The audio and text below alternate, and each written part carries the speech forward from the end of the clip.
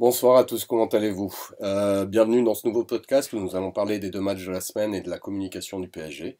On est ravis de vous retrouver, un grand merci pour votre fidélité. Et si vous êtes un nouveau, accrochez-vous car on va se lâcher dans les analyses. Je me présente, c'est Drayas, je vais animer ce podcast. Jimmy n'a pas pu assumer ce rôle, il s'est coincé le kiki dans l'ascenseur. Vous inquiétez pas trop, il est à l'hosto, tout va bien. C'est juste que la semaine prochaine, il reviendra avec une voix un peu plus fluette. Et je suis accompagné du vénérable Olivier. Olivier, comment vas-tu? Vénérablement bien. Ah, du trublion Basto. Basto, comment vas-tu? Guillaume en bien. Et de celui qu'on peut plus présenter comme le nouveau, qui commence à avoir un petit peu de bouteille parmi nous, je vous donne Ravi. Comment vas-tu, Ravi? Je me suis pas douché, mais ça va. Et je pense qu'il a sa bouteille.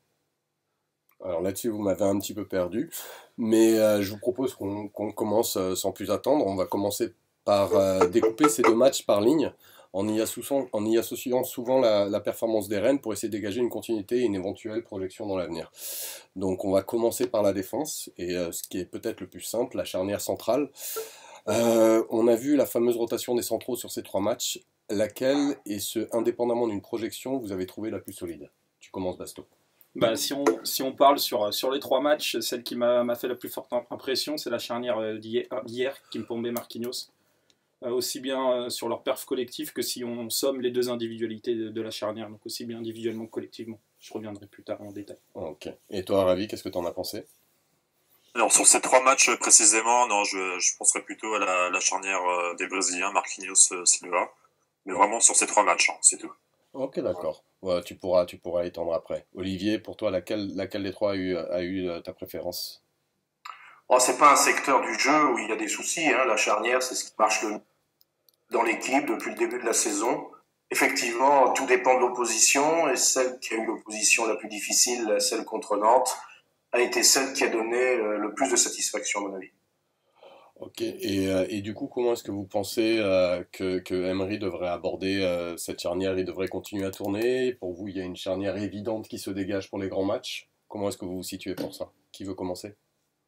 Si je peux me permettre, déjà Vas-y, juste par rapport vas-y. aux propos d'Olivier et de Basto, sur le match de Nantes, il y a quand même quelques erreurs de Kimpembe.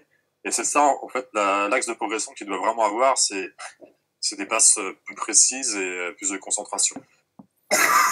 Ok, toi Basto, est-ce que tu veux rebondir par rapport à ce que vient de dire Oui, Ravi? moi justement, je trouve que Kimpembe avait eu des difficultés de concentration et n'avait pas eu son impact habituel contre Rennes, pas dans le match d'hier, où justement dans un contexte où on a subi, ce qui est assez rare en Ligue 1 de subir sur une large partie du match, puisqu'on subit bien 30 minutes en seconde mi-temps, je trouve justement que les deux, face à l'adversité, ont répondu. Il y a Kimpembe qui a sauvé pas mal de situations, dont une notamment juste devant Areola, et je l'ai trouvé même bon dans ses percées, je l'ai trouvé concentré hier justement. Ok. Et Olivier, toi, au niveau de la projection, c'est la charnière brésilienne avant tout, ou est-ce que Kimpembe devrait encore plus rentrer dans la rotation que ce qu'il l'était en première partie de saison? Moi, je crois que la rotation a été très bien gérée depuis le reste nécessaire. Parce qu'il faut que tout le monde joue et tout le monde soit prêt à jouer et soit préservé également de la répétition des matchs. Bon, on peut penser que sur le plan de l'expérience, Thiago Silva est obligatoire et Marquinhos est celui qui aussi, en termes d'expérience, a le plus de vécu. Donc je pense que c'est la charnière qui sera utilisée dans les très grands matchs. Est-ce que vous vous retrouvez là-dessus, Basso, Ravi? Oui, je pense que c'est assez clair pour le coach et je le suis là-dessus. Et Pour Ravi, la, pro- Ravi, je te pose la question parce que justement, au voilà, début, pour tu la disais que tu projection, avais... Ah, pardon, excuse-moi, je te laisse.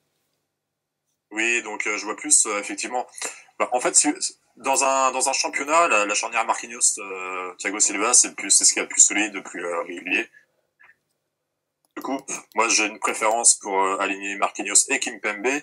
Il me semble voilà, plus jeunes, plus insouciants, qui prennent plus de risques sur le terrain, qui se sortent de leur zone de confort, davantage parfois que Thiago Silva. Donc voilà. Est-ce que quelqu'un veut Pour le Real, réagir? ça sera sûrement Thiago Silva. Est-ce que quelqu'un veut réagir à ce que dit Ravi ou on passe à la suite? C'est bon pour Oui, moi. moi je pense que Thiago, il est en train de faire évoluer un petit avec le nouveau trio du milieu de terrain. On l'a vu, je crois que c'était contre Rennes, jouer pratiquement à la hauteur de sa ligne médiane. Et il a été l'auteur d'une passe décisive en profondeur. Il est celui quand même qui a le plus de vision du jeu, le plus de capacité à défendre debout, à anticiper. Moi, je le vois vraiment incontournable dans toute association. Ok, bon, bah, on vous mettra peut-être pas d'accord là-dessus. Enfin, je vais juste qualifier la passe à laquelle tu faisais référence, que moi j'ai trouvé lumineuse. On va maintenant se pencher sur le côté du latéral gauche, qui est un côté qui nous inquiète beaucoup depuis le début de la saison. Hier soir, on a vu Kurzawa.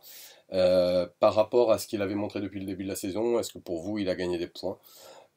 Ou est-ce que la messe est dise de ce côté? Je vais te laisser commencer, Ravi, sur ce sujet. Oui, bah, Emery, il a eu beaucoup d'indulgence avec Kurzawa depuis le début de l'année, mais à la trêve, moi j'espérais même un retour de Maxwell pour 6 mois, surtout pour la Ligue des Champions, parce que et j'espère d'ailleurs encore. Mais non, sérieusement, quand on regarde son match d'hier, c'est désastreux. Entre les passes au mauvais moment face au pressing nantais, les mauvais choix offensifs, les errements défensifs, non, c'est très décevant. Ok. Olivier, qu'est-ce que toi tu as pensé de C'est lamentable. la performance de Kurzawa hier? Malheureusement, Kurzawa a été égal à lui-même hier. C'était mauvais offensivement, mais surtout mauvais défensivement. Avec en point d'orgue la passe en retrait ratée qui aurait pu plus mal se terminer sans le sauvetage d'Areola. Sa médiocrité chronique devient vraiment ultra inquiétante dans la perspective du match contre le Real. Basto? Bah, moi, je pense que c'est bon. Il n'a pas gagné des points, il en a même perdu. Je pense que sa place de titulaire maintenant ne tient vraiment plus qu'à un fil et je serais pas étonné de voir Yuri s'installer avant Madrid. Justement, c'est ce qui m'amène à cette question, du coup. Vous voyez tous les trois beaucoup d'inquiétudes vis-à-vis de Kurzawa. Est-ce que le Berchiche de 2018 vous rassure un petit peu? En 2017, on parlait beaucoup notamment de ses déficiences techniques. Est-ce que pour vous, il a fait quelques progrès et suffisamment de progrès pour s'installer? Qui veut commencer? Vas-y, Basto. Bah, Yuri est pas transcendant, c'est le moins qu'on puisse dire. Il reste assez médiocre. Maintenant, il a eu la chance d'enchaîner 3-4 matchs avant la trêve et après, puisque Kurzawa était blessé puis malade. Et en enchaînant, il a quand même trouvé une certaine continuité. Il n'est pas énorme, mais il a quand même rassuré. Il a mis un joli but contre Caen. Il offre une super passe à Di Maria dans le match contre Rennes. Oui, c'était contre Rennes, je crois. Il est moins en difficulté défensivement. Son placement reste toujours à désirer, mais c'est un peu moins inquiétant qu'avant. Et puis, même s'il a les carences qui sautent aux yeux, au moins, il a une volonté de combiner, ce que Kurzawa ne fait absolument pas. Et ses choix sont juste dans l'idée. Maintenant, dans la réalisation, ça reste assez médiocre. Mais je pense qu'il y a une inversion des courbes et qu'il est en train de passer devant Kurzawa. Olivier, Ravi, est-ce que vous partagez cet avis ou vous voulez ajouter quelque chose? Oui, Vas-y. Merci. Ouais, oui, Berchiche, pour moi, c'est un petit peu, alors ça va faire criser certains, peut-être les auditeurs, mais c'est un petit peu le Matuidi du côté gauche, quoi. Il fait ce qu'il peut, en fait. Donc, c'est déjà mieux que Kurzawa, parce que il apporte quand même plus de garanties défensives. Mais, voilà, on est pressé d'en avoir un autre prochainement. Et toi, Olivier, en faisant abstraction de la remarque sur Matuidi, parce que sinon on va pas s'en sortir. La seule chance de Kurzawa, c'est Berchiche. Il aurait un concurrent de vraie valeur. Bon, je pense qu'il serait déjà passé à la trappe. Parce que Berchiche, il est courageux, d'accord, mais il est brouillon, il est ultra limité. Il n'est pas plus rassurant que Kurzawa. Ce qui est dramatique avec Kurzawa, c'est qu'on sent qu'il a du potentiel, mais il l'exprime plus du tout. Et je ne vois pas Emery le lâcher contre Berchiche. Mais du coup, on a un constat là qui se dégage de ce que vous dites, c'est que le poste gauche s'il est plus rassurant, en tout cas défensivement avec Berchiche, il ne l'est pas complètement. Est-ce que pour vous, ça a un impact sur le milieu? Quelles conséquences a cette faiblesse du latéral gauche a sur l'organisation du milieu? Est-ce que quelqu'un veut commencer là-dessus? C'est moins le milieu seul qui est impacté que toute l'organisation défensive qui est déficiente.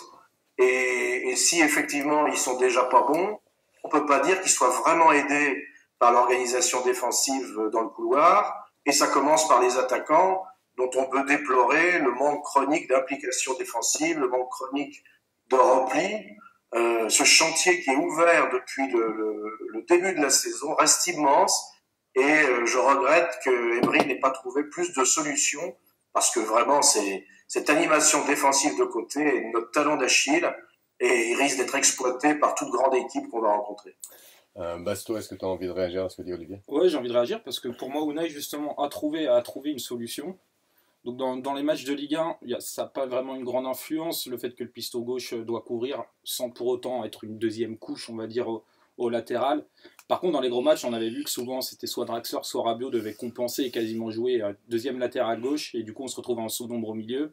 Et on se faisait aussi manger dans la bataille du milieu qui est tellement importante dans ces gros matchs. Maintenant, justement, Unai a changé, puisque sur certaines phases, on défend en 4-4-2. Je pense que c'est pour couvrir le latéral gauche, puisque le 4-4-2 est le meilleur positionnement pour couvrir sur toute la latéralité du terrain. Ravi, tu as cette perception que le 4-4-2 en phase défensive est aussi une réponse par rapport aux problématiques du latéral gauche? Ouais, je pense que c'est plus une problématique par rapport à Neymar. Et non, mais bah, en fait, le problème, c'est que Berchiche ou Kurzawa, bah, ils sont tellement en dessous des autres joueurs qu'ils veulent pas jouer avec eux, en fait. Donc, parfois, quand c'est le seul show, ils vont jouer avec le latéral, mais quand c'est Neymar, il fait très rarement la passe à Berchiche ou à Kurzawa. Donc, c'est là que ça pose problème, et du coup, on a des solutions au moins offensivement. Je veux te relancer en fait tout simplement parce que c'est intéressant ce que tu dis, mais la question portait surtout sur l'impact défensif, l'impact à la perte de balle avec les possibilités de repositionnement qu'il fallait organiser. Et ce que Basto était en train de mettre en avant, c'était que le 4-4-2 était la réponse. Et toi, justement, tu as dit que pour toi, le 4-4-2 était surtout une réponse à Neymar. Je me permets de te relancer, même si c'est pas tout à fait le sujet. Pour quelle raison, pour toi, le 4-4-2 était une réponse par rapport à Neymar? Alors, c'est une réponse par rapport à Neymar et Mbappé, hein. Même si ce serait Ouais, même ouais. plus Mbappé, mais ça reste un équilibre global de l'équipe. Donc, je pense que ces deux joueurs-là, un match sur deux, ne défendent pas assez. Mbappé, c'est trois matchs sur quatre. Donc, voilà, ça répond à cette problématique-là. Maintenant, quand il y a Kurzawa sur le terrain, ça répond aussi à cette problématique-là, mais je pense que par rapport à Berchiche, il est quand même plus sérieux dans son placement, donc je me fais moins de soucis par rapport à Berchiche. Ok, donc ce que je retiens, c'est que quand même de vous trois, Ravi, t'es le plus rassuré par rapport à l'impact défensif que peut avoir Berchiche sur le terrain. On va passer du côté droit maintenant, et est-ce que les deux joueurs au poste sont rassurants pour vous en ce début 2018 sur ces trois matchs? Et pour quelles raisons? Et lequel pour quelles raisons? On va commencer par toi, Olivier. On était tous très très heureux du recrutement d'Alves, plutôt des très bons matchs en début de saison, et puis là je commence à m'inquiéter un peu, parce que je le trouve de plus en plus fragile défensivement, surtout au fur et à mesure du match, où on voit qu'il perd un petit peu de qualité physique. Il est souvent pris dans le dos par la vitesse des attaquants adverses. Et même s'il continue à apporter beaucoup sur le plan offensif, le problème de couverture défensive qu'on a du côté gauche commence à transpirer du côté droit. Meunier est à ce sujet moins brillant probablement, mais sûrement un peu plus concentré ou un peu plus efficace physiquement. Et même si on peut être inquiet par l'état de sa cheville, qui fait que il ne joue peut-être pas autant qu'Emery le voudrait pour faire reposer Alves, mais bon, le côté droit commence à devenir pour moi un peu inquiétant également. Basto, tu veux rebondir? Moi, je suis en accord avec ce que dit Olivier. Et quand tu prends la doublette Alves-Meunier, de base, tu te dis qu'il n'y a pas forcément meilleur doublet en Europe. Mais c'est vrai que les performances d'Alves depuis 2 ou 3 mois sont sur la pente descendante et assez inquiétantes. Olivier a parlé du plan défensif, mais même offensivement, je trouve qu'il rate de plus en plus de centres. Après, il est toujours prépondérant dans la construction du jeu au milieu. Hier, il touche encore 120 ballons. Et Meunier, ouais, on ne sait pas trop si c'est sa cheville ou pas, mais limite, je le trouve peut-être plus convaincant ces derniers temps qu'Alves. Hier, il fait une bonne rentrée. Contre Amiens, il a été plutôt correct. Je le trouve plus concentré et plus sûr. Et toi, Ravi, ta perception globale sur ce poste? Les dernières années d'Alves au Barça, c'était un petit peu ça. Il avait quand même parfois tendance à être en dessous physiquement dans l'application offensive par rapport à ses grandes années. Après, il est à la Juventus, Allegri l'a très bien utilisé, il a fait tourner. Il l'a mis ailier d'ailleurs. Peut-être de ça que doit s'inspirer Unai par rapport à Alves, mais bon, il arrive avec un certain statut, c'est un petit peu difficile. Mais je pense que ça reste une valeur sûre et qu'il saura répondre présent le moment venu. Concernant Meunier, bah là, il est toujours bon quand il joue, donc on a le choix et en même temps, on n'a pas trop le choix puisque c'est Alves qui jouera, mais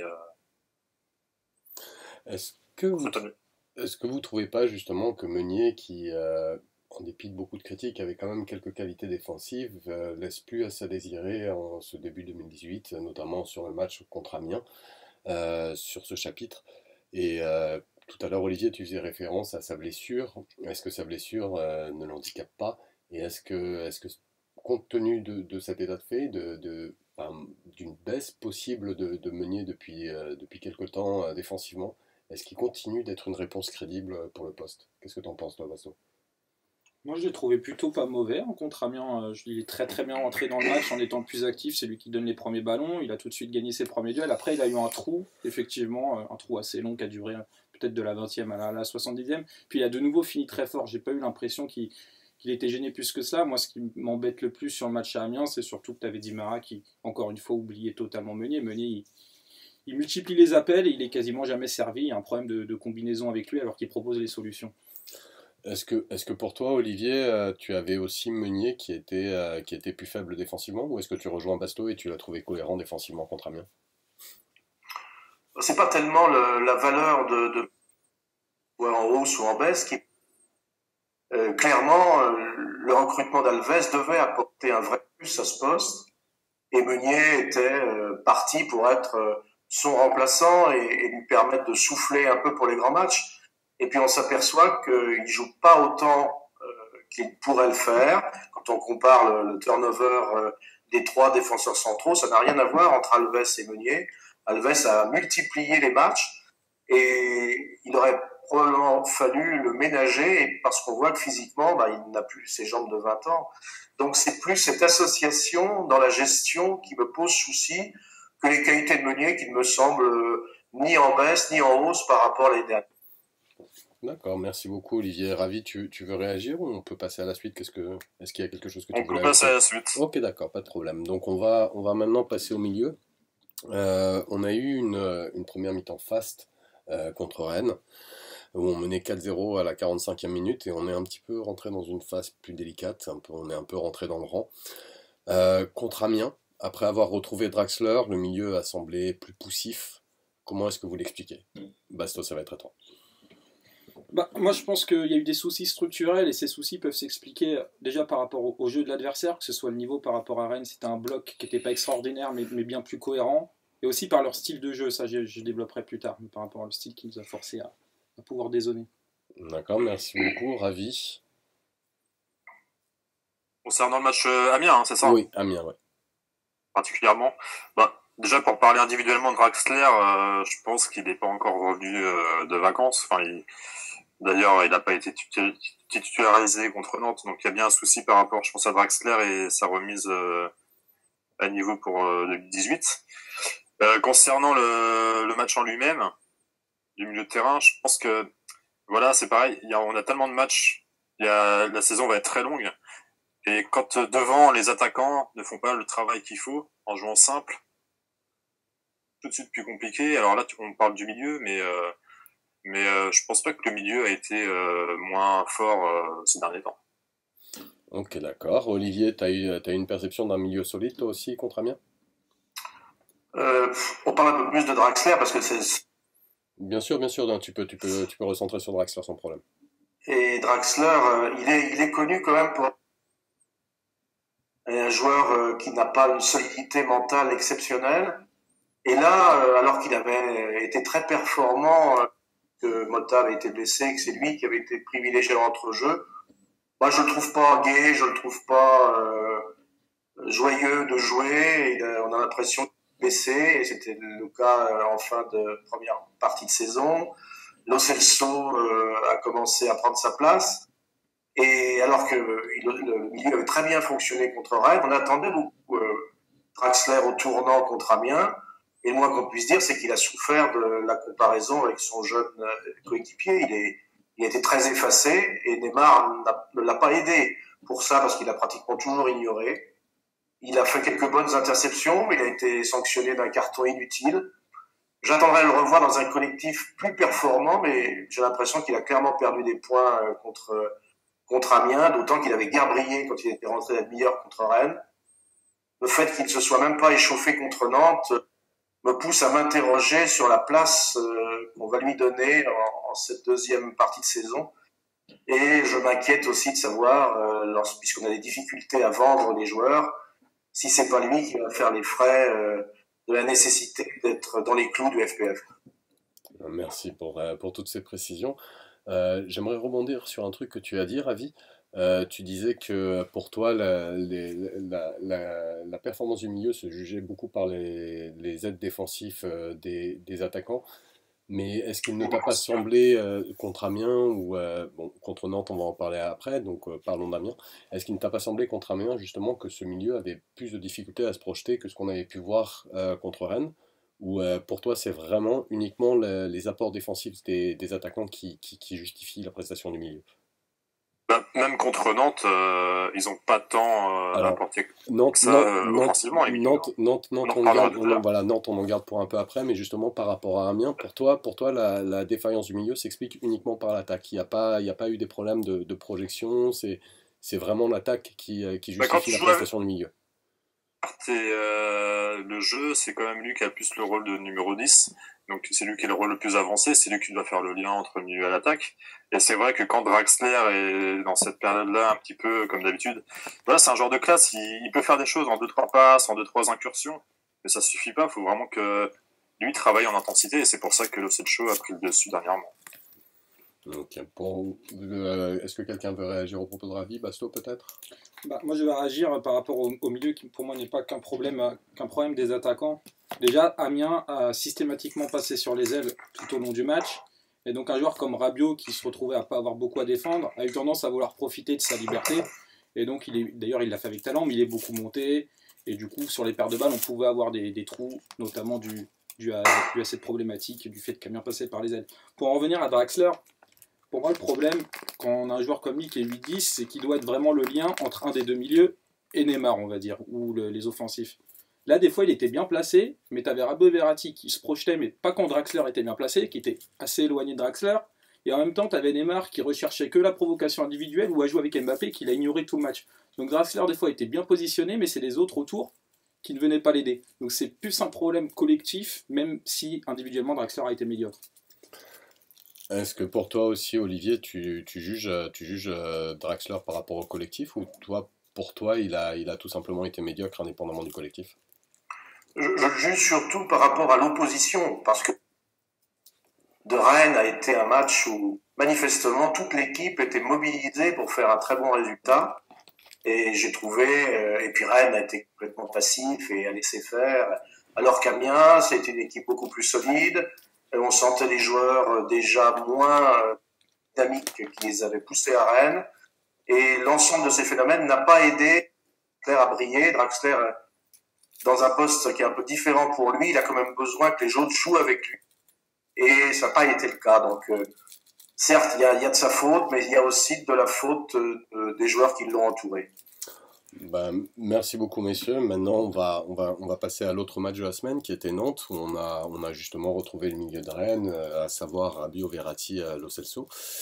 Et ce qu'on a pu constater, c'est que l'équipe qui a été mise en place par Ranieri a réussi à complètement esseler les offensifs quand on arrivait à les trouver au moins avant le premier but, et a empêché beaucoup le milieu de se projeter. On avait rarement des situations de surnombre dans les zones offensives. Du coup, j'ai une question. Est-ce que les performances VS Rennes ne s'expliquaient-elles que par la faiblesse de l'adversaire? Sinon, pourquoi? Je vais vous demander d'être succinct dans votre première réponse, comme d'habitude, pour pouvoir développer ensuite. Ravi, on commence par toi. Alors, contre Rennes, oui, je pense que quand même l'adversaire était très...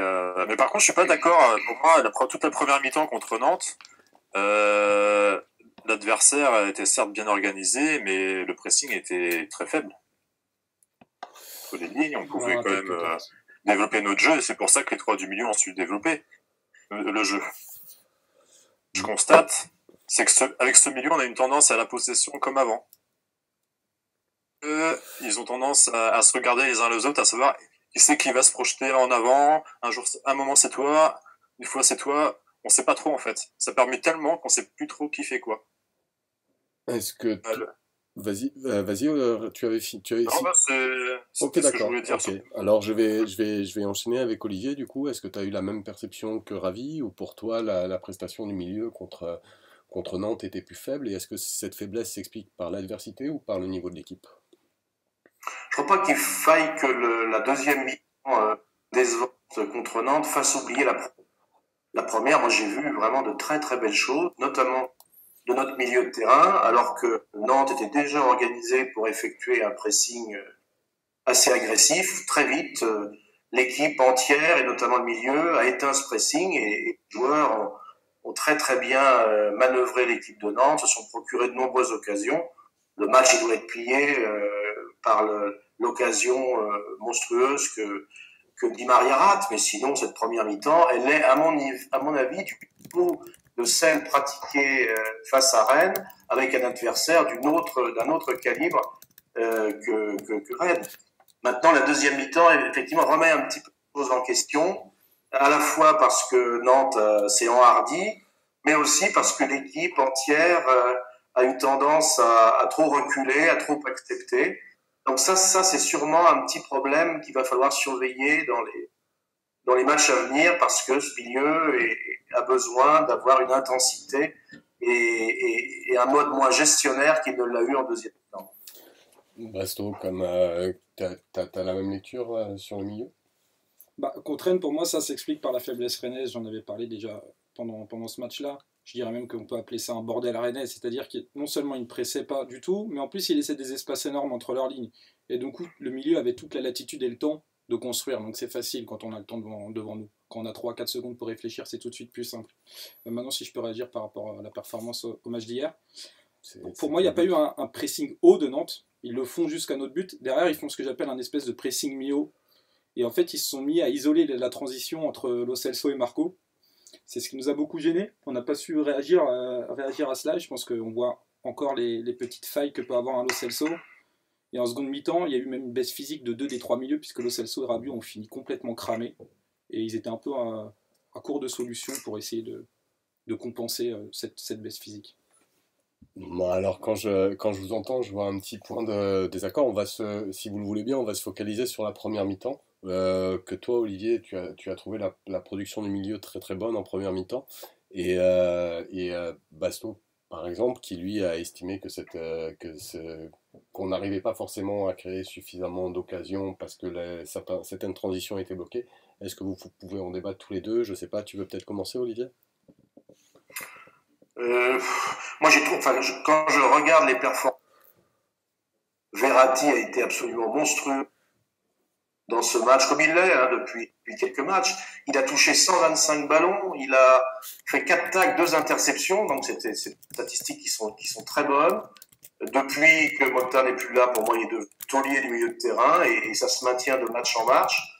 Lo Celso, il a pris la place de Draxler dans le il a quand même beaucoup récupéré de ballons. Il a la meilleure récupération du milieu avec 9 ballons.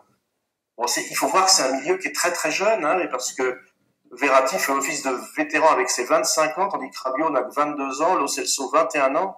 C'est un milieu qui n'évolue ensemble que de quelques matchs, et je trouve que déjà la production est très intéressante. Il faut insister avec ce milieu pour lui donner un peu plus de vécu, un peu plus d'articulation. Et puis, du fait des défaillances défensives sur les côtés et de la non-participation intense des attaquants aux tâches défensives, il subit quand même beaucoup de choses. Je crois que là, il y a un travail tactique à faire pour que les lignes soient mieux articulées et permettent une expression beaucoup plus accomplie de ce milieu de terrain qui est très prometteur. Ravi, t'es tout aussi rassuré par ce milieu, et notamment je te demande d'intervenir sous le regard de la performance contre Nantes en première mi-temps. Ouais, donc en première mi-temps, moi j'ai trouvé quand même que c'était un très très bon milieu. C'est un milieu très complémentaire. De toute façon, ils jouent le même football, ils arrivent à se trouver les yeux fermés. Donc à ce niveau-là, il y a aucun souci. C'est plus effectivement, comme l'a rappelé Basto, au final, on n'a pas trop d'occasions derrière. Mais comme l'a dit Olivier, c'est vrai que déjà nos latéraux, que ce soit Alves ou Kurzawa, ils nous ont pas aidés sur les côtés. Donc à partir de moi, c'était compliqué d'avoir des occasions. Mais globalement, en fait, ce milieu, moi, il m'intéresse. Franchement, c'est le seul show. Il fait en quelques mois, il a progressé énormément dans le placement. Il arrive à, voilà, vraiment, il est comme si qu'il connaissait déjà Marco et et Rabiot depuis 3-4 ans, quoi. Donc non, c'est vraiment très intéressant. Après, pour des perspectives futures, je pense que c'est encore un petit peu léger, mais voilà. Ta lecture, Basto? Si on parle des cas individuels, oui, Marco a encore été excellent hier et ça devient une habitude, même s'il a parfois pas toujours cherché la simplicité et qu'il perd des ballons bêtes. J'ai trouvé Rabiot un peu en dessous de ce qu'il fait d'habitude. Il a refusé les duels. Je pense qu'il n'était pas bien physiquement. Il a fait preuve de suffisance en n'allant pas toujours à l'impact. Et Lo Celso, j'ai l'impression que c'est un peu le thermomètre du jeu parisien, c'est-à-dire que sa meilleure forme, c'est quand le PSG a produit le plus beau jeu et c'est quand il baisse de pied que Paris a des difficultés. Après, pour en parler sur la première mi-temps, l'impact collectif du milieu, il y a eu des très bonnes relances basses, c'est-à-dire que de notre défense pour arriver dans les 40 mètres adverses, c'était très propre. On s'en sortait bien, on faisait tourner la balle et les Nantais étaient incapables de récupérer. Par contre, à partir des 40 mètres, il y avait c'était très statique et c'était pas qu'une question d'attaque, c'est que il n'y a aucun des trois milieux qui arrivait à trouver la solution de transition parce qu'ils étaient gênés par ce pressing nantais, ils n'ont jamais réussi à trouver la solution. Est-ce qu'ils étaient vraiment gênés par le pressing nantais en prenant le mi-temps, ou est-ce que tout simplement, à force de changer de poste toutes les 10 minutes, ils ne savent plus exactement quoi faire? Moi, je pense qu'ils étaient vraiment gênés par le jeu de position des Nantais, surtout l'isolation entre Verratti et Lo Celso. Il faut aussi dire qu'il n'avait pas tellement de... Malheureusement, Olivier... Totalement transparent. Olivier, je vais me permettre de te demander de recommencer parce que malheureusement, tu as été coupé. Donc, je dis qu'ils n'ont pas été posés les attaquants, notamment Cavani, dont le positionnement aéré sur tout le côté, Mbappé qui a quand même raté beaucoup de pénétration, et Di Maria qui a vendangé. Donc c'est pas facile non plus quand tu n'as pas de solution très franche devant de pouvoir imposer ton jeu de milieu. Alors je vais me permettre de poser peut-être une question un peu orientée. Dans le sens où, à titre personnel, j'ai trouvé que les attaquants, quand ils étaient trouvés en première mi-temps, étaient systématiquement isolés, il y avait un problème de surnombre. Par rapport à ce que vient de dire Olivier, si je comprends bien ce que tu dis, pour toi, ça n'a pas du tout été le problème, et que le problème vient surtout de la ligne de devant. Est-ce que pour toi, Basto, cette problématique de surnombre existait ou pas? Il y a une problématique de surnombre, mais pour moi, c'est pas le problème des attaquants, c'est un problème déjà sur le côté gauche de Kurzawa qui n'apporte plus rien offensivement, et sur le côté droit, on a eu Alves qui est venu aider au milieu dans le cœur du jeu, parce que lui aussi a touché 120 ballons la plupart dans l'axe du jeu, et si lui vient au milieu, il fallait que tu aies un des trois qui prenne un peu plus de couloir et se projette un peu plus, et on l'a jamais vu sur le côté droit, ça. Est-ce que Ravi, tu veux réagir à ce que vient de dire Basto? Non, je suis d'accord avec Basto. Oh, ok, d'accord. Après, pour moi, mais par contre, on a quand même fait une bonne première mi-temps, et on était tous d'accord à peu près pour se dire qu'à la mi-temps, qu'en deuxième mi-temps, on allait faire le rouleau compresseur, et comme d'habitude en fait. Et c'est plutôt au niveau physique qu'on a pêché en deuxième mi-temps, je pense. Ok, merci. Bon, on va maintenant, si vous le permettez, passer à la ligne d'attaque. Et pour la ligne d'attaque, plutôt que parler justement de bloc, et c'est entre autres inspiré par ce match de Nantes qu'on a vu où il n'y avait pas de bloc en attaque, mais on a surtout vu les individualités les unes par rapport aux autres. Donc je vais me permettre cette fois de découper littéralement par individualité. Et on a retrouvé Edison hier, après ça supposé, punition, pas punition, on ne sait pas. Quel regard portez-vous sur sa performance hier? Basto, je te laisse commencer. C'est une performance qui est dure à juger, c'est un peu frustrant même pour lui, c'est qu'il n'a jamais pu être trouvé, il s'est créé aucune situation. Et le paradoxe sur ce match, c'est qu'on a eu, en fait, pendant qu'on n'arrivait pas à trouver les transitions, c'est Cavani qui s'en est géré les 20 premières minutes, c'est lui qui fait le lien entre le milieu et l'attaque, alors qu'on attend plus Di Maria, et c'est Di Maria qui se retrouve à rater des occasions en position de neuf. Donc c'était un peu le monde à l'envers là-dessus. Ravi, toi, qu'est-ce que tu as pensé d'Edinson hier? Oui, c'est ça, hein, quand il marque pas. Par contre, voilà, dans le jeu, là, il a été pas mal. Hein, on le sent qu'il est en confiance, qu'il a passé un cap psychologique, je pense, depuis 2 ans. Et voilà, particulièrement dans ses prises de balles, il était très à l'aise. Par contre, il n'a pas été servi. Donc, match de reprise. Souvent, il a été excentré, donc ça n'a pas aidé forcément non plus. Mais je pense que le prochain match, il va mettre son but. Voilà. Olivier, ta lecture sur le CAV? Oui, moi je serais beaucoup plus sévère que mes petits camarades sur le match des Cavani. Certes, c'était son match de reprise, mais je l'ai trouvé totalement transparent. Aucun tir tenté en 60 minutes. Je ne sais pas si ça lui est déjà arrivé dans sa carrière. On l'a vu s'excentrer beaucoup sur les côtés, comme s'il refusait le combat axial.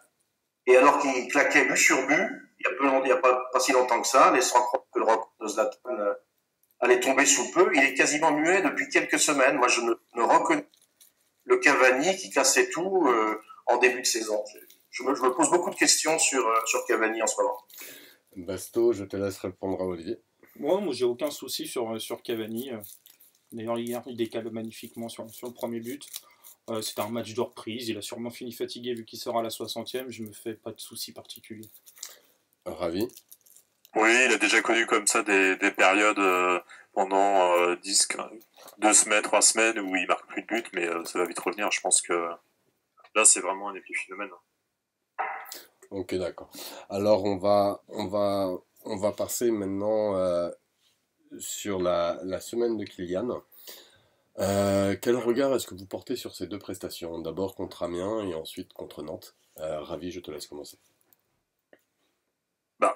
Mbappé, de toute façon, on sait, il a besoin d'espace. Déjà, c'est sur le côté qu'il va être plus à l'aise parce que il va pouvoir faire exprimer sa vitesse, sa puissance, sa faculté d'effacement. Et d'ailleurs, on l'a vu, hein, parce que face à Amiens, il était en pointe sur le papier, mais il cherchait constamment à s'excentrer ou à décrocher pour toucher la balle. Donc, de prédilection, pour moi, il n'y a pas photo. Pour l'instant, c'est sur le côté. Après, concernant l'enchaînement des matchs, peut-être que là, à ce niveau-là, il a du mal. Donc, on s'en rend pas compte, mais il a que 19 ans. À 19 ans, t'as pas la résistance d'un joueur de 28 ans, de 30 ans, donc c'est tout à fait normal. Voilà, c'est... Olivier. Je pense qu'il manque de maturité pour appréhender vraiment le rôle de neuf. C'est un poste qui est compliqué, qui est mentalement. Et en plus, de par ses qualités, de par ses caractéristiques, aujourd'hui, on va surtout lui demander d'exploser littéralement sur le terrain et de prendre l'espace, quoi. Merci Ravi. Olivier, toi, qu'est-ce que tu as pensé de la semaine de Kylian? Oui, moi je crois comme Ravi que Mbappé n'est pas, en tout cas pour de l'espace pour exprimer ses qualités principales qui sont l'explosivité, la capacité d'élimination. Il n'a jamais joué, ces 3 matchs, on n'a jamais eu au complet la triplette magique qui fonctionne si bien, c'est-à-dire que Cavani n'était pas là les 2 premiers matchs, et c'était Neymar qui manquait le 3e match, et on voit bien que lorsque cette triplette n'est pas là, bah, ça fonctionne un petit peu différemment. Hier, j'ai trouvé qu'il a été très bien pris par les défenseurs, en particulier Lima, qui lui a bloqué beaucoup de ses accélérations, qui lisait bien son jeu. Bon, je pense que tout ça va s'améliorer avec le temps, mais on voit quand même que c'est un joueur qui est dépendant un peu de l'organisation pour pouvoir exprimer son jeu de soliste qui est si pénétrant. Basto, je te laisse. Si on parle des performances d'Mbappé contre Rennes, il avait beaucoup d'espace, il s'est régalé. Contre Amiens et Nantes, c'était plus compliqué par rapport au bloc et il a alterné le bon et parfois le même très mauvais. Hier, il tente, je crois, 12 dribbles, il doit en réussir 1. Donc vraiment, c'est son jeu de provoquer, mais quand ça passe pas, c'est embêtant. Et moi, ce qui m'a gêné, et là je vais être en contradiction avec mes 2 collègues, c'est que je ne l'ai pas du tout vu neuf sur le papier. À Amiens, c'est Di Maria qui joue neuf la seconde mi-temps et Neymar la première. Et moi, ce qui m'a justement gêné sur les 2 derniers matchs, c'est qu'Mbappé a bouffé la ligne. Il est resté que sur son côté droit, il n'a pas cherché à dézoner et à repiquer dans l'axe. Après, il y a des explications, peut-être que c'est pour travailler son repli défensif en vue du match contre le Real. On sait qu'il a des difficultés là-dedans et on le voit de plus en plus souvent revenir dans ses 30 mètres. Il commence à faire des efforts là-dessus. Et après, ça s'explique aussi, comme l'a dit Olivier, sur le manque d'automatisme, puisqu'il n'y avait pas le trio habituel. Mais alors je vais adopter un ton polémique un petit peu bêtement, on va dire. Mais voilà, ce joueur a été acheté 180 millions. Alors on sait qu'il est jeune. Tu touchais ce sujet un petit peu dans ta première intervention, Ravi. Est-ce qu'il clairement il n'est pas prêt pour être patron? Est-ce que clairement il a besoin, par exemple, qu'un Neymar soit là pour assumer ce rôle-là? Ou est-ce que c'est juste pour vous circonstanciel? Ou c'est expliqué justement par... peut-être que je m'exprime mal, mais est-ce qu'il a besoin d'avoir un autre patron sur le terrain pour pouvoir s'exprimer pleinement? Ou c'est juste circonstanciel pour vous? Olivier, je te laisse réagir à cette question. Patron, il ne l'est pas, et ce qu'on lui demande, c'est de faire ce qu'il sait bien faire, c'est un élément déstabilisateur sur son côté. Donc je crois qu'il faut pas lui demander plus que ça actuellement.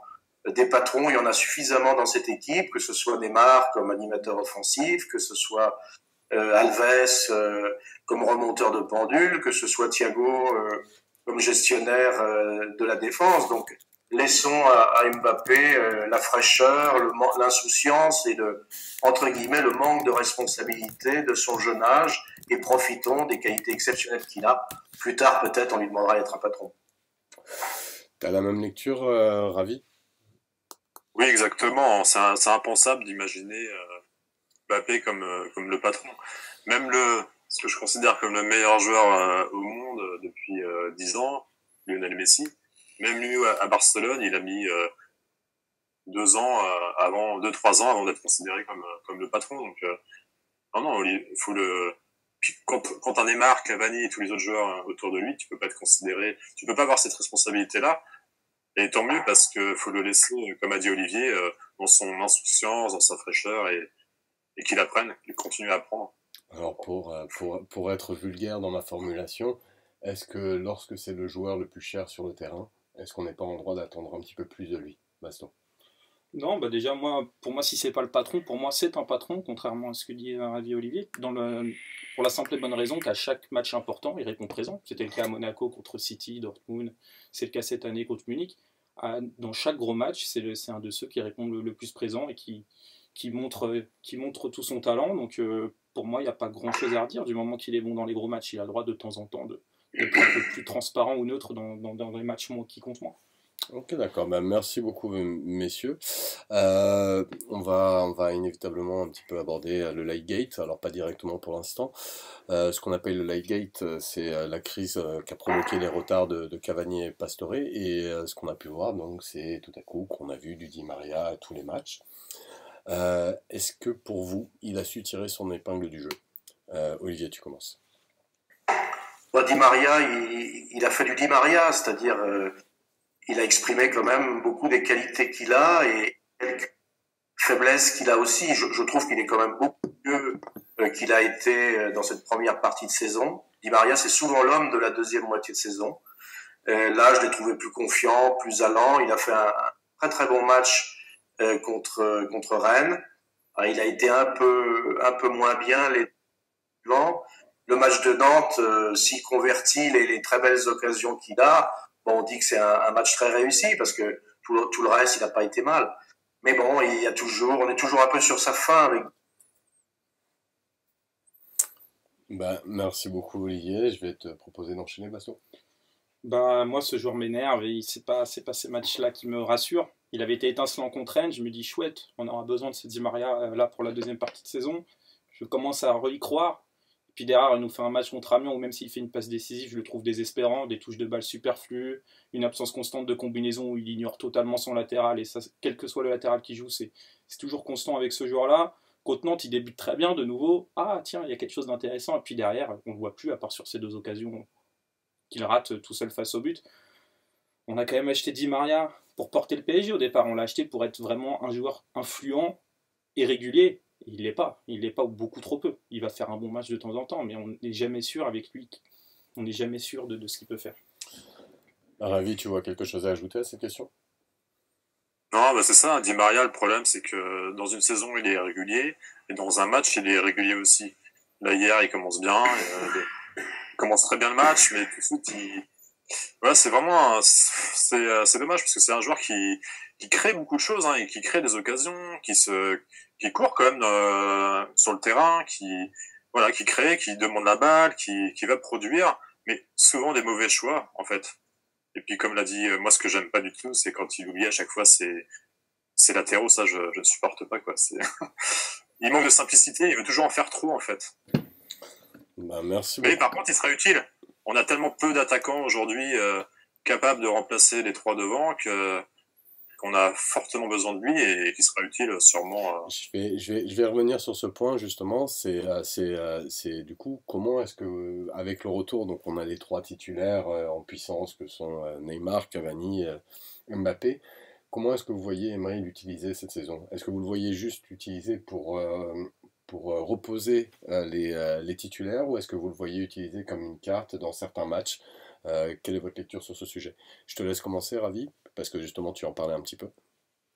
Bah, la ligne offensive type dans les grands matchs, on la connaît tous. Hein. Ouais. Y a pas photo. Donc, il sera utile parce que on a 4 compétitions quand même. Donc là-dessus, ça sera utile. Mais concernant les grosses équipes, c'est même pas. Il risque de rentrer, mais même ça, c'est même pas sûr. On l'a vu contre le Bayern dernièrement. Donc, jusqu'à ce qu'il sera vendu l'année prochaine, cet été. Olivier, toi, tu penses qu'il sera utilisé pour reposer les titulaires, ou il pourra être un joker sur les matchs importants? Je crois malheureusement qu'il ne peut plus aujourd'hui qu'être un des... Et c'est ça qui n'est pas encourageant, parce qu'on sait que c'est un joueur qui a tendance à plonger moralement. S'il sent qu'il ne reste plus qu'une utilité, je crains que ses performances s'en ressentent. Alors, Basto, je vais te relancer sur une autre lecture justement par rapport à ce que vient de dire Olivier. Est-ce que c'est une problème? Parce qu'il y a quelque chose d'assez surprenant en fait. C'est les performances de Di Maria en deuxième partie de saison à chaque fois. Donc, est-ce que pour toi c'est le fait de se sentir une utilité, ou ça s'explique par le personnage? Et ensuite de ça, je te demanderai aussi de me répondre à la question, est-ce que Di Maria il va être utilisé comme joker ou uniquement pour remplacer les titulaires? Déjà, quand on dit que Di Maria est bon, meilleur en seconde partie de saison, c'est pas tout à fait vrai. Je me souviens que la première année de Blanc, c'est le contraire. Il excelle les premiers mois et puis il est transparent ou beaucoup moins bon, du moins la deuxième partie de saison. C'est juste que ce joueur est irrégulier, c'est pas une question de première ou deuxième partie. Après, oui, il sera utile comme ils l'ont dit dans la rotation. Maintenant, j'aurais envie d'y croire plus. Puis c'est un impact player pour jouer 30 minutes dans les grosses affiches, pour nous aider. Maintenant, est-ce qu'il va vraiment nous aider à être décisif pour essayer de faire une saison historique? J'ai peur que non, avec toutes les failles qu'il a montrées, les failles mentales et dans l'intelligence de jeu. Merci messieurs. Alors il y a deux joueurs qu'on n'a pas abordés. Alors bien sûr Neymar qui est le joueur phare de ce début de saison, et Draxler qui a fait une entrée offensive alors qu'on avait plus l'habitude de le voir au milieu. De manière générale, comment est-ce que vous avez apprécié la performance des Neymar contre Amiens? Et est-ce que pour vous, Draxler est-il toujours une option devant? Ravi, je te laisse commencer. Neymar, il est tout ce que... Voilà, c'est toute l'exaspération que je pouvais avoir parfois, pour un Jérémy Ménez à l'époque, ou pour un Angel Di Maria aujourd'hui. Et chez Neymar, quand il va faire des prestations de ce genre, où en fait il va essayer d'amuser la galerie, il va faire que des mauvais choix, il va garder le ballon, il va pas jouer avec ses partenaires, donc de progression qu'il va devoir avoir si un jour il veut vraiment le ballon d'or. Messi, il joue pas comme ça. Messi, il joue pas du tout comme ça. Il joue beaucoup plus simple. Et donc voilà, ça Neymar, même si c'est un joueur extraordinaire, il doit vraiment... il peut le faire sur quelques matchs, mais même il devrait pas le faire. C'est un professionnel qui vise d'être le ballon d'or, donc il devrait sur chaque match donner une copie propre, pas forcément exceptionnelle à chaque fois, mais au moins une copie propre. Et est-ce que Draxler est toujours une option devant pour toi ou plus du tout? À l'avant, en attaque, je pense pas, parce que déjà il y a Neymar à sa place, donc ça risque d'être compliqué. Donc non, Draxler il est très bien au milieu, ça à lui d'être plus consistant dans ses productions et d'apporter davantage offensivement, tout simplement. Ok, merci. Olivier, même question. Est-ce que tu as apprécié la performance de Neymar contre Amiens? Et est-ce que Draxler est toujours une option devant pour toi?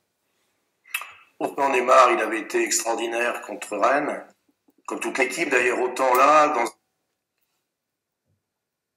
abordé par l'équipe avec la même envie, il a montré ce qu'on n'aime pas chez lui, c'est-à-dire son individualisme absolument outrancier. Et c'est un petit peu le problème qu'on a avec Di Maria, avec Mbappé, de temps en temps, il s'enferme dans des actions individuelles et c'est pas toujours facile de trouver un jeu collectif entre eux et un jeu collectif avec leurs coéquipiers.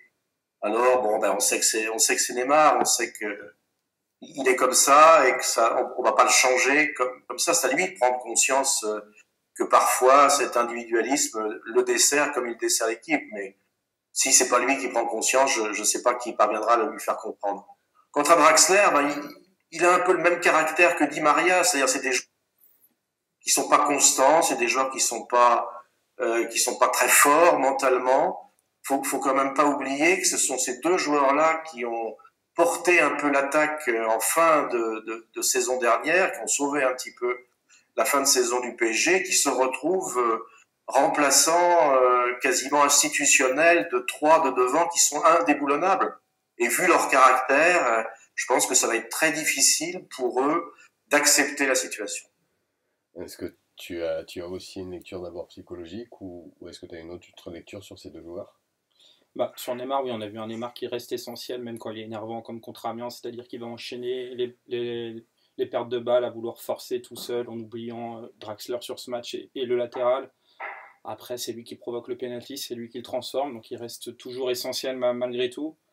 Quant à Draxler, ça pourrait être une option, ne serait-ce que s'il y avait un blessé dans la ligne de devant, mais j'ai l'impression vraiment qu'Unai, lui, ne le veut qu'en milieu. Il y a eu plusieurs exemples qui nous le montrent. Hier, c'est Nkunku qui rentre à la place de Di Maria. Et je me souviens d'un match contre Lille ou Nice, je ne sais plus, où Neymar est suspendu et il préfère mettre Javier ailier et Draxler milieu, alors que l'année dernière, ça aurait été l'inverse. Donc je pense que le coach conçoit Draxler que comme milieu. Alors, il y a une chose qui a été dite, notamment par Ravi, qui était l'individualisme de Neymar, et j'aurais aimé vous faire réagir dessus. Est-ce que c'est vraiment le mot qui correspond pour décrire même ce qu'on pourrait appeler le mauvais Neymar? Olivier, je te laisse commencer. Oui, individualisme, je crois que c'est le propre de soi. Et c'est le défaut dans lequel il attend à tomber lorsque ça va pas comme il veut. On a vu aussi dans le match contre Amiens qu'il était énervé, très énervé, il cherchait à interpeller l'arbitre, il a l'impression qu'on l'accroche. C'était pas un match où il était bien. Et quand il n'est pas bien, bah, il a tendance à profiter de sa facilité technique pour abuser des dribbles. Même quand il est éliminé, il faut qu'il retourne à nouveau dribbler. Bon, je crois que c'est son caractère, mais qui le dessert malgré tout. Tu as la même lecture, caractère individualiste, ou tu as une appréciation différente du joueur? J'ai une appréciation légèrement différente, c'est-à-dire qu'il peut s'enfermer dans ce côté individualiste, mais il ne l'est pas vraiment. Ce qui me gêne le plus, c'est que des fois, il a la solution évidente devant lui et il va avoir tendance à garder la balle de 3 secondes de plus pour ensuite, par exemple, décaler dans l'autre côté, mais avec un temps de retard. Ok, merci. Est-ce que, Ravi, toi tu restes sur ta position. Pour toi, c'est un joueur individuel? Non, bah disons que c'est lié aussi à son environnement, hein. À Barcelone, bon, il était quand même un petit peu individualiste, mais beaucoup moins, hein. Ces 2 dernières saisons, il était vraiment au diapason du collectif barcelonais, mais voilà, à Paris, il arrive avec un certain standing, une certaine dimension, qui inconsciemment, il se sent tellement supérieur, je pense que voilà, mais je pense qu'avec le temps, il va le comprendre de par lui-même. C'est quelqu'un d'intelligent et c'est un leader, hein, sur le terrain. Il l'a été avec le Brésil. Il l'est avec le Brésil. Et je pense qu'il saura aussi, dans les grands matchs, faire ce qu'il faut tactiquement et suivre les consignes aussi du coach. Bah, merci beaucoup, messieurs. Alors maintenant, on va parler un petit peu de l'organisation du jeu et des organisations adverses. Donc on va encore le redire une fois, on a eu un match faste contre Rennes, qui au niveau organisationnel sur le terrain était affligeant. Et on trouve avec Amiens un Amiens avec beaucoup plus de combativité adverse et un Nantes avec une très très bonne organisation tactique mise en place par Ranieri, il faut la nommer. Concernant Amiens, doit-on tirer des éléments de satisfaction dans la production de l'équipe? Je te laisse commencer, Baston. Bah, déjà, la qualification, c'est un élément de satisfaction, forcément, c'est un match de coupe, c'est le principal. Et l'autre satisfaction que j'ai relevée, c'est que même dans un soir médiocre où on n'est pas brillant, c'est le moins qu'on puisse dire, on arrive malgré tout sur ce match-là à se créer un nombre important d'occasions et on n'en subit pas tellement en contrepartie. Ravi, je te laisse enchaîner. Je vais bien avouer qu'Amiens, c'était pas un match qui m'intéressait particulièrement. Enfin, c'est un match de coupe, faut respecter, mais il n'y a pas vraiment d'enseignement à retirer de ce genre de match. On sait que c'est notre production avant tout qui va faire en sorte que le match va être bon pour nous ou moins bon. D'accord. Mais aussi individuellement. Excuse-moi. Maintenant, Olivier, je vais te laisser réagir sur la production d'Amiens et est-ce qu'on peut tirer des satisfactions dans ce qu'on a fait par rapport à l'organisation amiénoise? Oui, c'est sûr qu'Amiens avait une vraie organisation. On n'a pas cherché à s'opposer vraiment a bien joué un vrai match de coupe, mais avec des moyens très limités, notamment sur le plan offensif. L'équipe n'était pas dans la disposition où elle était face à Rennes, et ça s'est ressenti. Et bon, on a pu gérer ce match-là parce que de risques, mais on a quand même peiné, mais là vraiment notre faute pour pouvoir contrecarrer l'opposition, trouver des solutions face à l'opposition amiénoise. Mais bon, on a l'impression que c'était un peu service minimum ce soir-là, et comme l'a dit Basto, l'essentiel c'est la qualification. Ok, d'accord. Bon, ben, parce qu'on commence à avoir pris un petit peu de temps, on va passer à Nantes. Et est-ce que pour vous, on doit tirer des éléments d'inquiétude dans la production d'équipe face à l'organisation nantaise? Ravi, je te laisse commencer. Bah déjà, on peut dire qu'on a vu quand même un beau match hein, contre Nantes. C'était un beau test dans un bon stade avec une bonne ambiance. Donc déjà, ça c'était intéressant comme match. On a vu une première mi-temps plus à notre avantage. On a déroulé notre jeu. Et en seconde mi-temps, effectivement, ils ont été plus efficaces dans le pressing. Ils ont commencé à gagner des duels. Ils étaient physiquement un peu plus supérieurs à nous peut-être. Et du coup, c'est là-dessus c'est souvent notre péché hein, depuis 4 ans. Hein, c'est notre péché quand il y a un pressing haut en face. Quand il y a un pressing en face, on a du mal à trouver les solutions. Les solutions, ça peut arriver des côtés. Et là, on l'a déjà dit tout à l'heure, hein, mais avec des latéraux de ce niveau hier, c'était pratiquement impossible. Face à une organisation de ce type, Ranieri, c'est un expert en la matière. Face à des organisations de ce type, il faut vraiment varier entre le jeu d'attaquant, le jeu sur les côtés, le jeu par l'axe, les longs ballons, les jeux de passe court.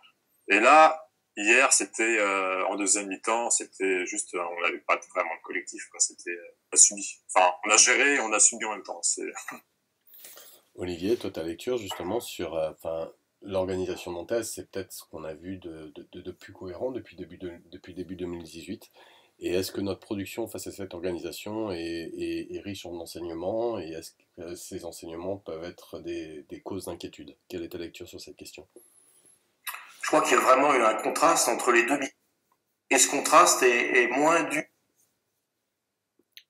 Nantes a proposé, je pense, la même opposition, la même organisation sur les deux mi-temps, mais elle a été complètement étouffée par notre très bon contrôle de la situation lors de la première mi-temps. On a quand même eu près de 70% de possession de balles sur cette première mi-temps. Et puis après, même si, en gardant la même organisation de pressing, Nantes a été peut-être un petit peu plus actif, c'est surtout nous qui avons baissé de pied, peut-être physiquement, avec la répétition quand même. C'est 3 matchs à l'extérieur à 3 jours d'intervalle, c'est quelque chose qui, pour les organismes, est très difficile à gérer.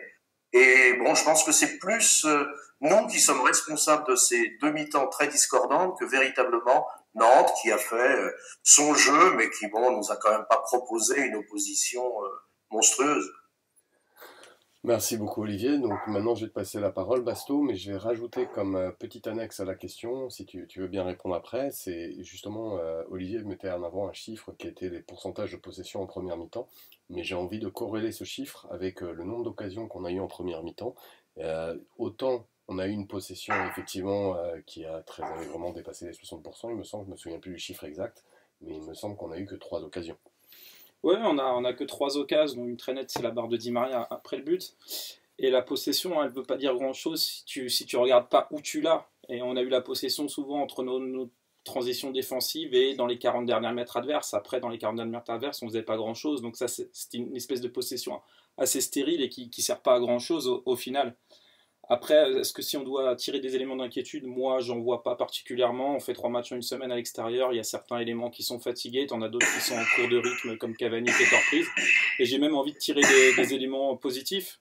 C'est parfois bien d'être ballotté sous pression pour voir comment on peut réagir face à l'adversité. Et ça peut forger des mecs comme Lo Celso qui n'ont pas forcément l'habitude. Ben, Olivier, du coup, je vais me permettre de te relancer justement sur cette petite divergence qui est pour toi, pourtant, à t'écouter, on a vu une première mi-temps de tout premier plan.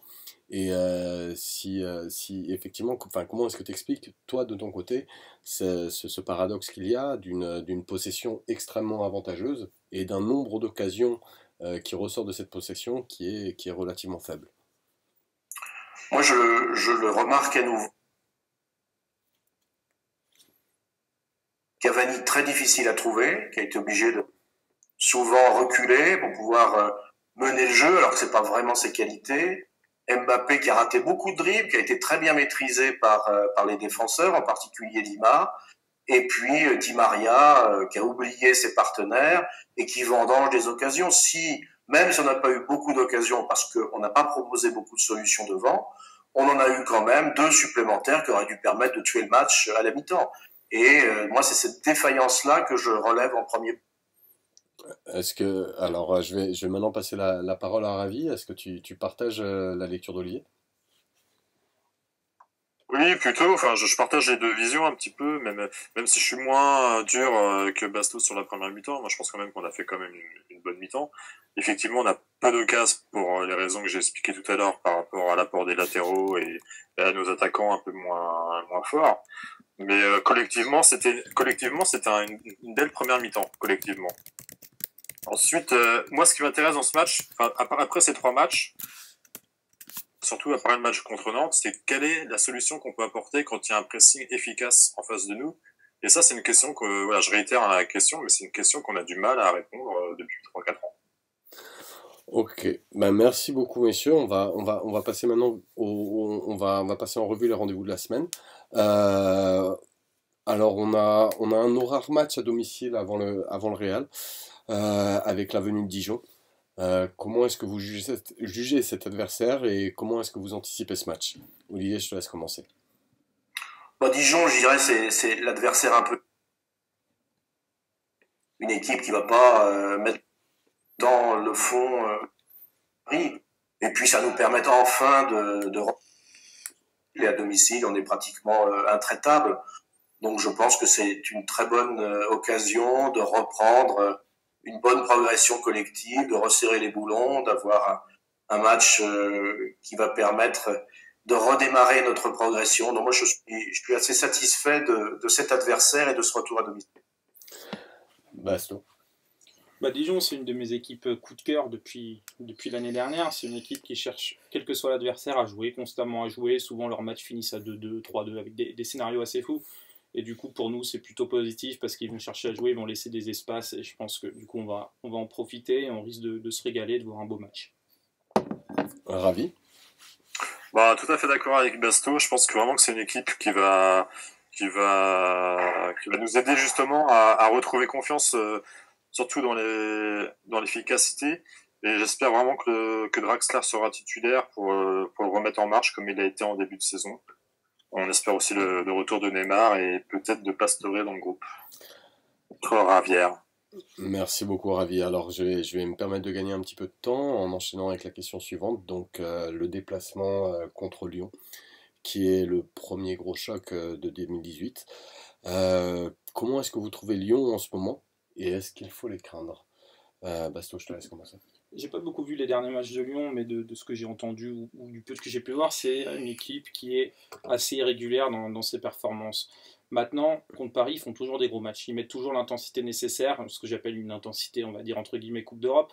Donc ça reste toujours un test quand on les joue. Et c'est pour ça que sur un match comme ça, j'aimerais bien peut-être tester Yuri, peut-être tester le trio Marcolo, Celso, Rabiot, si on veut les installer contre le Real, les voir face à une adversité, ce serait intéressant. Ravi, quels sont tes souhaits sur l'organisation de ce match? Sur l'organisation du match, ouais. de l'équipe, je pense que de toute façon, Unai, le connaissant, il va mettre ce qu'il pense l'équipe type après contre le Real. Donc si ça se passe bien, ils seront au Real, ils seront aussi titularisés contre le Real. Et si ça se passe mal, on pourrait avoir un changement. Alors est-ce que ça sera Lo Celso au milieu ou Draxler?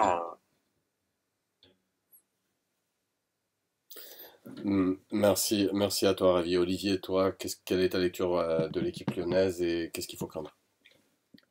Lyon, c'est le vrai test au niveau de la Ligue 1, bien sûr, mais le vrai test. Équipe qui a un peu de possibilités. Il ne faut pas oublier qu'elle nous a quand même pas mal embêtés au match aller à la maison. Bon, c'est une équipe qui va être ultra motivée contre nous. Elle est quand même très Fekir dépendante, mais c'est un joueur qui est en grande forme actuellement. Donc, je pense comme Ravi que c'est une excellente façon de tester l'équipe qu'on pense devoir aligner contre le Real. Et j'espère que cette équipe verra notre nouveau milieu avec Lo Celso en place et qu'on aura notre trio d'attaque titulaire pour que voilà, ces joueurs retrouvent des automatismes qui n'ont pas pu travailler vraiment parce que l'équipe n'a jamais été tellement au complet ces derniers temps. Très rapidement, est-ce que pour vous c'est la préparation parfaite par rapport au Real? Ravi, je te laisse commencer. Bah, disons que c'est c'est ce qui se rapproche le plus, en tout cas, c'est le test le plus intéressant qu'on a depuis Monaco, je crois, donc ça date un petit peu déjà. Non, c'était quoi? C'était oui, Monaco. Ouais. Ça, hein? Oui, c'est ça. Ouais, donc ça date, on n'a pas beaucoup de tests malheureusement. Ça a commencé un petit peu avec Nantes. Là, on va voir Lyon. Rendez-vous. Donc ça va être intéressant. Non, franchement, ça va être très intéressant. C'est un bon test. Très bon test. Olivier, rapidement pour toi, même lecture? Oui, parce que c'est vraiment un match à l'extérieur contre une bonne équipe.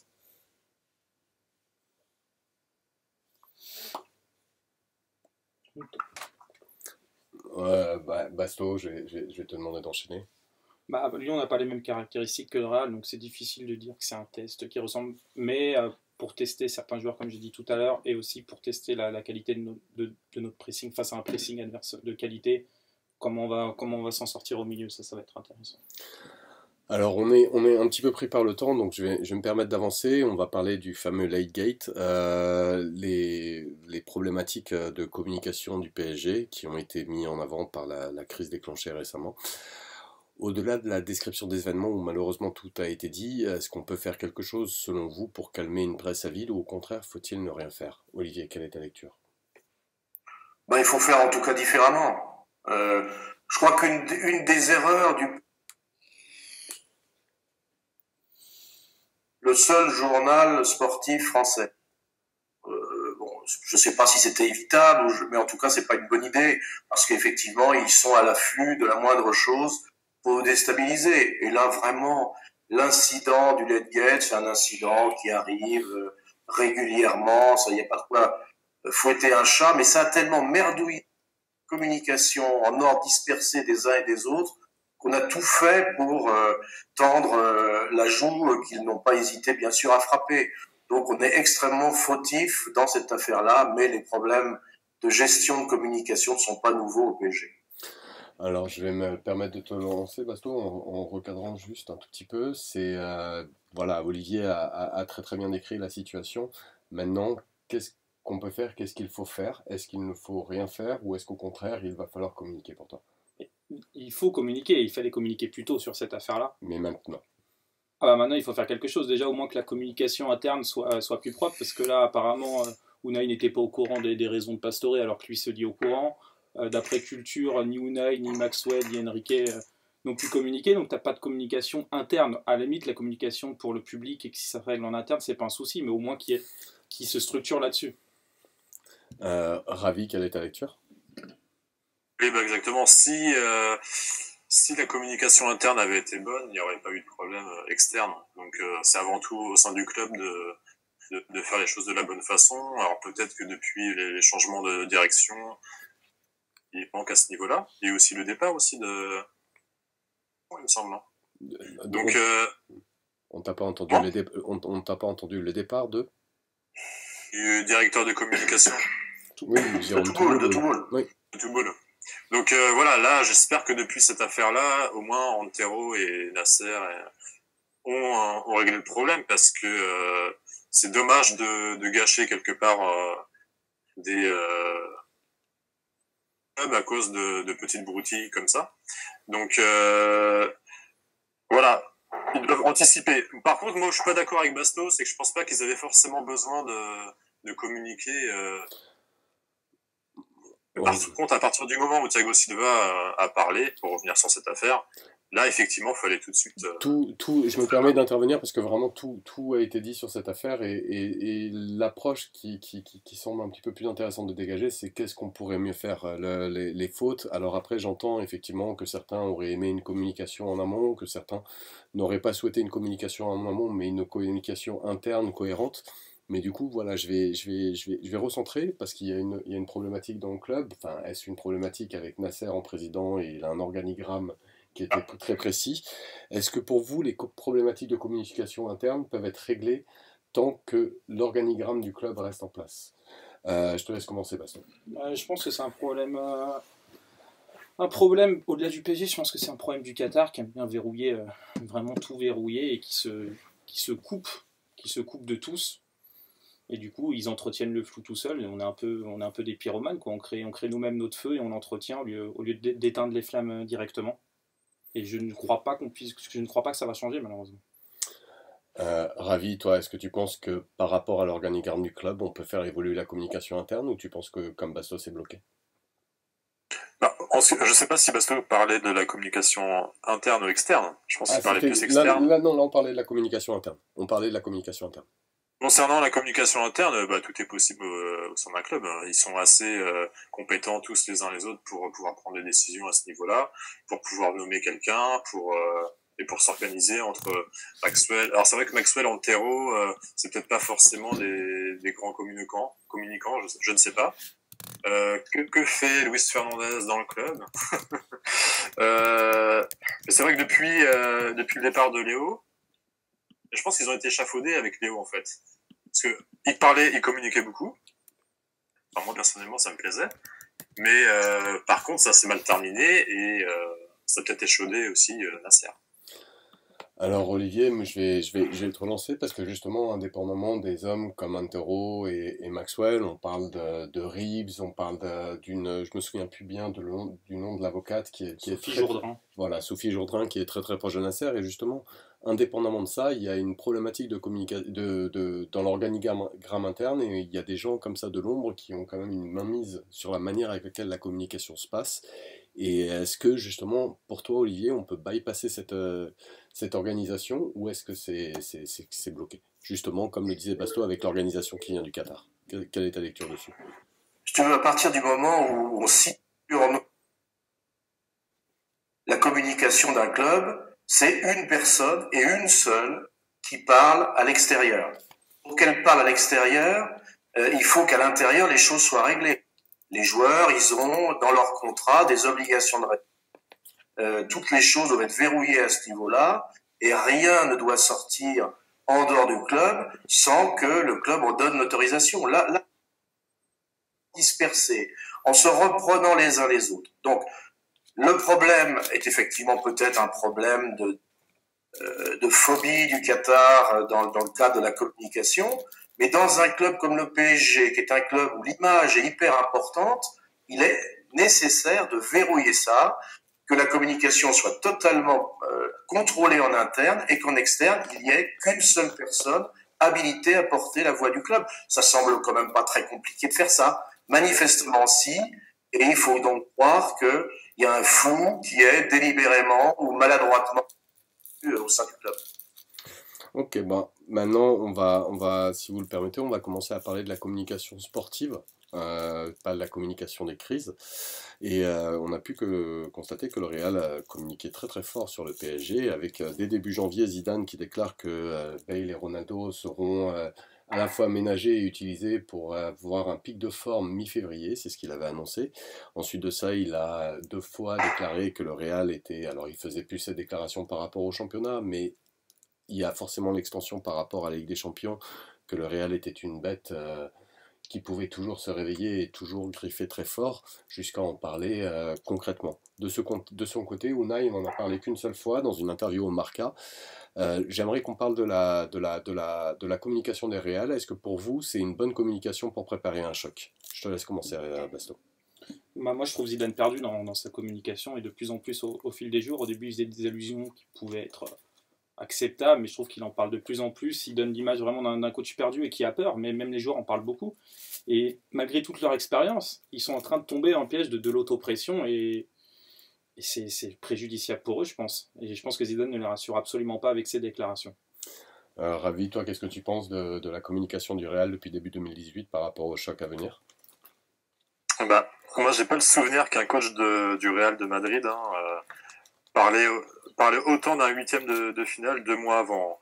peut-être qu'il ne fait pas peut-être qu'il fait que répondre aux journalistes, hein, inquiets au bout de la saison, mais un chèque en huitième, tu te prépares pas comme ça médiatiquement 2 mois avant ou un mois avant. C'est tactiquement sur le terrain, c'est physiquement, c'est plutôt ses propos comme une faiblesse de sa part. Et venant du Real, double vainqueur, c'est plutôt preuve même de leur niveau finalement en ce moment. Et non, comme Basto, je suis d'accord avec Basto. À part peut-être pour protéger quelques joueurs comme Ronaldo, Bale. Mais globalement, je pense que c'est bien trop tôt d'en faire une obsession à ce moment-là. D'accord, merci beaucoup, Ravi. Même question pour toi, Olivier. Bon, moi, je pense qu'il n'a pas le choix. De quoi il va parler d'autre? Du championnat, par exemple. Il n'a aucun intérêt à parler au championnat. Ben, il pourrait, enfin tout à l'heure, Ravi disait qu'il faisait face à peut-être à des questions de journalistes, mais le fait d'esquiver les questions de journalistes fait partie de la formation de tout coach à l'heure actuelle. Et il a quand même choisi d'avoir une communication qui était dédiée par rapport au Real. C'est un choix a priori conscient. Bien sûr, il a choisi de détourner l'attention pour une échéance lointaine. Pour lui, ça va être le match le plus important. Oh, moi, je crois qu'il a très habilement esquivé la tempête qui l'attendait dans les questions sur le championnat pour se projeter d'emblée vers la compétition qu'il privilégie, la compétition qui appartient au Real, etc. Non, moi, je suis tout à fait, ça me semble tout à fait cohérent position dans laquelle est le Real. Ok, donc toi tu ne vois aucun effet pervers de sa communication, aussi bien par rapport au championnat que par rapport à la Ligue des Champions, et tu vois que du positif en fait. Ah oui, bien au contraire, je pense que c'est un moyen de désigner sur lequel tout le monde peut se... Je vais peut-être laisser réagir ou Basto ou Ravi. Est-ce qu'il y en a un de vous deux veut réagir?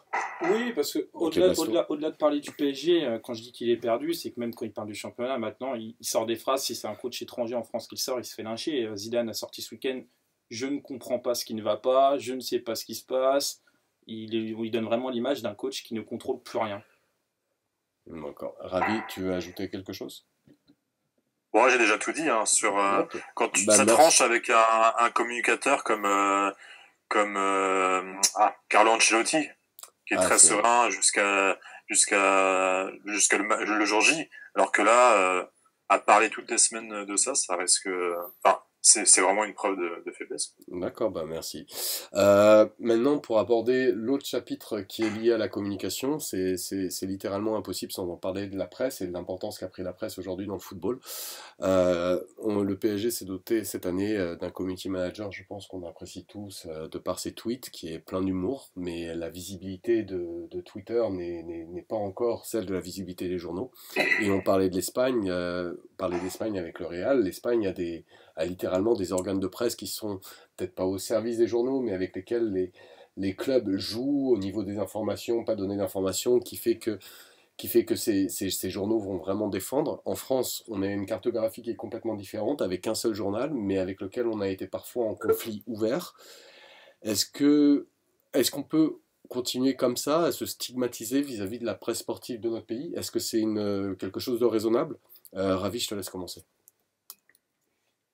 Depuis toujours, le PSG a tiré la lumière médiatiquement, donc quelle que soit la relation du club avec la presse, ça a toujours été compliqué. Les journaux, ils utilisent toutes les ficelles pour vendre du papier et pour chercher l'audimat, les émissions télévisuelles. Je vais me permettre de t'interrompre. C'est pas tant la question de qu'est-ce qu'est les journaux. À la limite, peut-être qu'on y reviendra après, mais pas tout à fait sous cette lumière. C'est vraiment la question, c'est est-ce qu'on peut se permettre de se distancier d'eux comme on a pu le faire, ou est-ce que c'est une erreur magistrale, et est-ce qu'il faudrait adopter une autre stratégie vis-à-vis de la presse en France? Comme j'ai dit, quel que soit notre rapport avec la presse, on aura toujours cette stigmatisation et on va attirer la lumière. Donc quoi qu'on fasse, de toute façon, on aura toujours... c'est le jeu de la presse, c'est le jeu des médias. Dans une époque où, avec tous les médias sociaux, etc., tout le monde parle, tout le monde donne son avis. Donc pour moi, on n'a pas le choix, en fait. Ça ne me dérange pas. D'accord. Je vais maintenant poser cette question à Olivier. Est-ce que pour toi, par exemple, la guerre ouverte qu'il y a eu entre le PSG et l'équipe est une bonne chose, ou est-ce qu'au contraire, il faudrait chercher, trouver des solutions pour pacifier un tant soit peu notre rapport avec la presse? Est-ce que ne pas parler marche? Est-ce que mépriser marche? Est-ce que laisser déraper parce que la com ça marche? Non, il faut changer. On va pas. La presse, elle a un avantage formidable. C'est elle qui traite les informations, c'est elle qui publie ce qu'elle veut. Rentrer en conflit avec la presse, c'est suicidaire. Jamais personne n'a réussi quelque chose comme ça. Donc l'équipe, c'est compliqué parce que c'est le seul quotidien sportif national. Et en plus, la majorité de sa clientèle est une clientèle de province qu'elle est obligée de ménager. Donc taper sur le PSG, ça a toujours existé, ça existera toujours. Maintenant, il y a peut-être un moyen d'atténuer ces attaques, et ce moyen n'est sûrement pas de refuser de communiquer. Donc je crois que le PSG est complètement dans la fausse route dans cette attitude-là, et il en paye les conséquences, comme l'a montré cette affaire du Letgate, pour une cause qui est totalement dérisoire, mais qui, par ce mutisme, est mal gérée. Bon, choisir Enrique quand du club, alors que c'est un garçon qui n'a jamais communiqué, c'est quand même une faute énorme. Son communiqué qu'il a publié, c'est quelque chose qui est ridicule, qui est tardif. Je vais te demander d'accélérer un tout petit peu, Olivier, oui, parce qu'on est un petit peu pris par le temps. C'est pas possible de continuer comme ça sans se doter d'une cellule de communication. Alors, est-ce que toi, Basto, par rapport à ce que vient de dire Olivier, et compte tenu du particularisme de la cartographie de la presse en France, comme Olivier l'a rappelé, c'est-à-dire l'équipe est vraiment le seul quotidien sportif, le Parisien intervient un petit peu, mais c'est bien plus limité, est-ce qu'on peut trouver une meilleure solution avec telle qu'est la presse en France? Je pense pas qu'il y ait de solution qui existe vu le monopole absolu d'Amaury sur l'équipe et le groupe qui existe. Les seules solutions parallèles, c'est les médias indépendants qui les amènent. Mais si un groupe, je vois pas un autre groupe pouvoir sortir et réussir. D'ailleurs, j'invite les gens à lire l'excellent livre de David Garcia sur la face cachée de l'équipe qui explique pourquoi c'est impossible d'avoir un autre groupe de presse. Pour ce qu'a dit Olivier, par contre, je le rejoins totalement sur ce qu'il a dit derrière. J'ai rien à ajouter. D'accord. Du coup, je vais me tourner vers Ravi. Est-ce que pour toi, on peut Basto disait que a priori, avec la cartographie de la presse, c'était vraiment pas évident en France. Est-ce qu'on peut développer des solutions parallèles? Alors, on parle du magazine PSG. Comment faire pour pallier le manque de visibilité des autres moyens de communication par rapport à la problématique de la cartographie française pour toi? Quelle pour toi serait la solution? Je vois pas trop de solutions à part un rapprochement avec le Parisien, mais je pense pas que ça soit dans la mentalité du journalisme parisien. Donc je vois pas vraiment de solution. Après, il y a éventuellement l'idée d'une chaîne télé, court-circuiter certaines mauvaises informations, d'avoir un support matériel, visuel pour avoir l'information. Mais à part ça, je vois pas 36 000 solutions. D'accord. Merci. Je suis d'accord avec Olivier et Basto, c'est que l'équipe, certes, mais la télé, dans n'importe quelle chaîne, ils vont pouvoir sortir des énormités. Donc voilà, l'équipe, c'est certes numéro 1 en papier pour le sport, mais c'est très peu de lecteurs au final.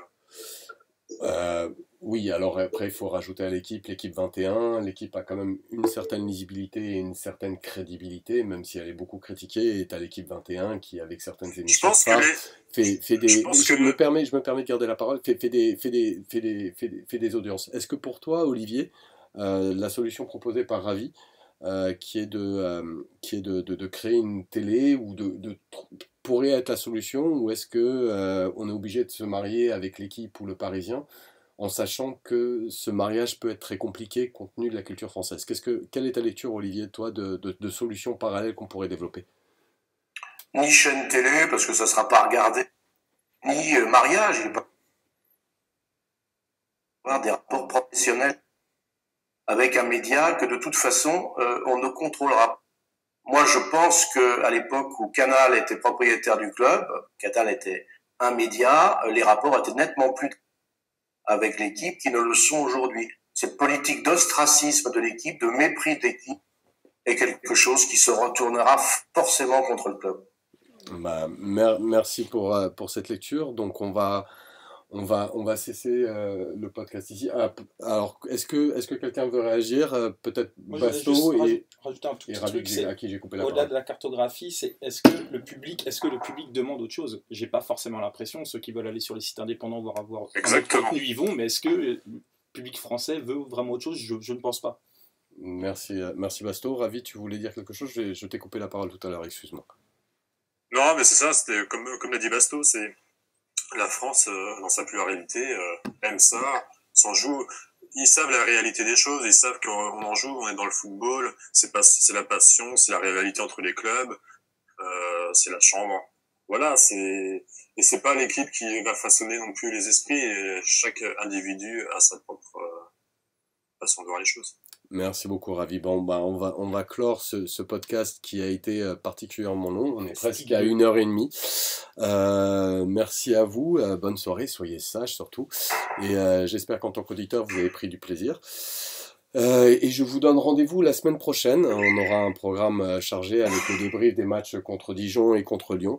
N'oubliez pas surtout le blog du Club Paname sur Blogspot où vous pouvez découvrir entre autres les super productions d'Yvan de la semaine, un papier de Roampi je crois à venir.